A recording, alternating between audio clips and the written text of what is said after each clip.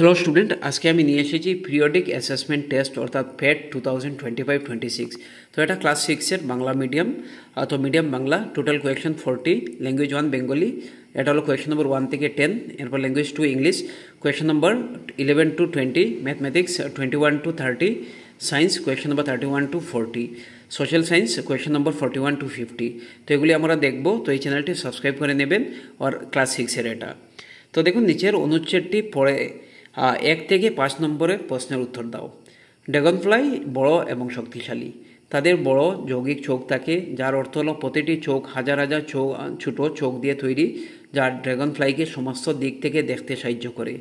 তাদের আকারের কারণে এগুলি সহজে চেনা যায়। উড়ন্ত অবস্থায় বিশ্রাম নেওয়ার সময় উভয় সময় তারা বড় ডানা সর্বদা সোজা থাকে। ড্রাগনফ্লাই পোকামাকড় শিকার করতে, ধরতে এবং খাওয়ার জন্য জড়ো হয়। ড্রাগনফ্লাই মানুষের জন্য ক্ষতিকারক নয়, তারা কামড়ায় না।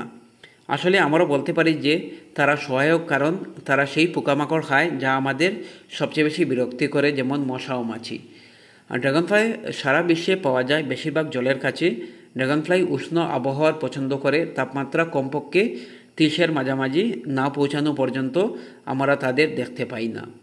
উড়ে যাওয়ার আগে সকালে তাদের রোদে উষ্ণ হতে হয়, এবং তারা দিনের বেশিরভাগ সময় বিশ্রামের জন্য কোনো রোদ থাকা জায়গায় অবতরণ করে।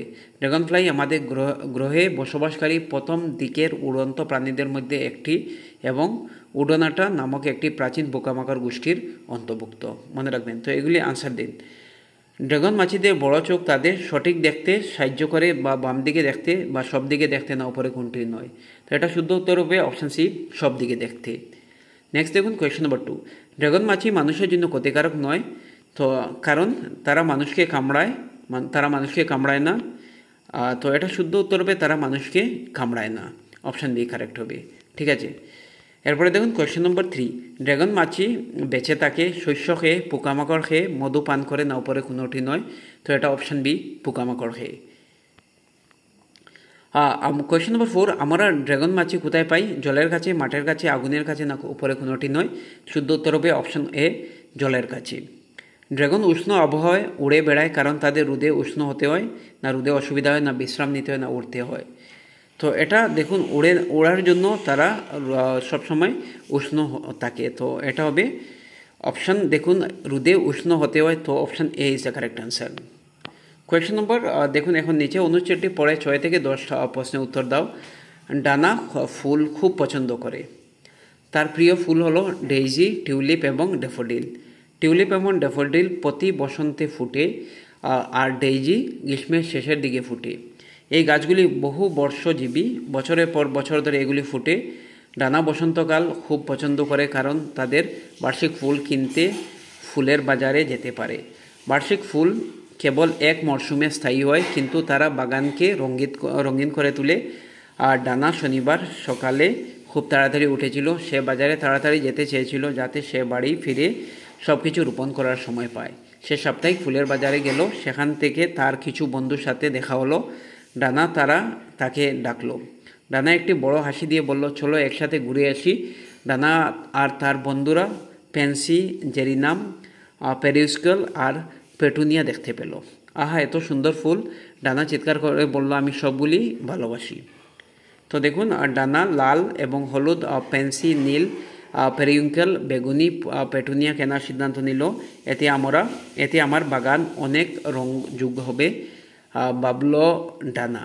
সে তার বন্ধুদের বিদায় জানিয়ে বাড়ি চলে গেল। এখন দেখুন, ডানা আনন্দের সাথে টিউলিপ এবং ড্যাফোডিল চারপাশে আর তার নতুন ফুল রোপণ করতে শুরু করলো। ডানা খুব বেশি খুশি ছিল। সে তার বাগানটি খুব পছন্দ করত, এবং সে জানতো যে সারা গ্রীষ্ম জুড়ে এইটা উপভোগ করবে। ডানার মন খুব খুশি হয়ে গেল। তো গল্প অনুসারে ডানা পছন্দ করত বাগানে বসে খাবার রান্না করা, না বাগানে ফুল গাছ লাগানো, বাগান থেকে আগাছা পরিষ্কার করা, না উপরে কোনোটি নয়। তো এটা দেখে বোঝা গেল অপশান বি, অর্থাৎ বাগানে ফুল গাছ লাগানো। ড্যাফোডিল এবং টিউলিপ কী ফুল? বহুবর্ষী ফুল, না বার্ষিক, না প্রতি বছর রোপণ করতে হয়, না উপরে কোনোটি নয়। এখানে দেখুন, আমরা দেখে নিই, এটা দেখতে হবে কোথায় আছে। আচ্ছা, প্রতি বসন্তে ফুটে। আর দেখুন, টিউলিপ এবং ড্যাফোডিল প্রতি বসন্তে ফুটে। আচ্ছা, এটা আমরা দেখিয়ে দিই। এই গাছগুলি এই গাছগুলি বহু বর্ষজীবী, বছরের পর বছর ধরে এগুলি ফুটে। আচ্ছা, এখানে দেখব। তো দেখুন, ড্যাফোডিল এবং টিউলিপ এটা বহু বর্ষজীবী না প্রতি বছর রোপণ করতে হতে, এগুলি হলো বহু বর্ষজীবী। তো অপশান এ কারেক্ট হবে। বার্ষিক ফুল কি এক ঋতুতে ফুটে না প্রতি বছর ফুটে না বহু বছর ধরে ফুটে না কোনোটি নয়? বার্ষিক ফুল হলো প্রতি বছর ফুটে বা এক বছর এক ঋতুতে ফুটে, তো এটা হলো বার্ষিক ফুল, প্রতি বছর ফুটে। তো অপশান বি কারেক্ট হবে। কোয়েশ্চেন নম্বর 9, ডানা কি কিনছিল? বাজারে প্রতিটি ফুল না টিউলিপ এবং ড্যাফোডিল না পেন্সি, পেটুনিয়া, পেরিয়াঙ্কাল, উপরে কোনোটি নয়। তো এখানে দেখুন কি কিনলো। ডানা লাল এবং হলুদ, পেন্সি নীল, পেরিয়াঙ্কাল বেগুনি, পেটুনি কেনার সিদ্ধান্ত নিল। আচ্ছা, তো এখানে দেখুন কি আছে, পেন্সি, পেটুনিয়া, পেরিয়াঙ্কাল। তো এগুলি শুদ্ধ হবে। তো অপশান সি কারেক্ট হবে। কোয়েশ্চেন নম্বর 10, এই গল্পে ডানার মেজাজ ছিল খুশি, দুঃখী, অবাক। তো এটা খুশি। তো অপশান এ কারেক্ট হবে। ঠিক আছে। তো আজকের জন্য এতটুকু। নেক্সট ভিডিওতে আমরা কোয়েশ্চেন নম্বর 15 থেকে ডিসকাস করব। Thank you so much.